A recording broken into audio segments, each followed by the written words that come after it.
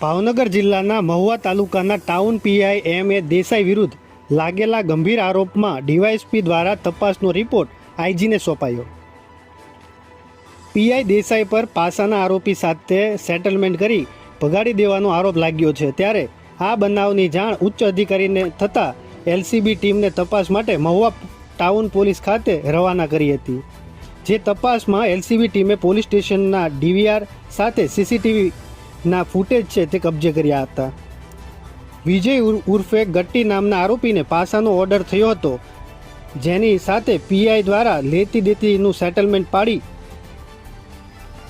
ભગાડ્યાનો આરોપ લાગ્યો છે. ત્યારે જોકે ફરાર વિજય ઉર્ફે ગટ્ટીને થોડા દિવસ પહેલાં જ રાજસ્થાનથી ઝડપી લેવામાં આવ્યો હતો અને તેની તપાસ હાલ પોલીસ કરી રહી છે.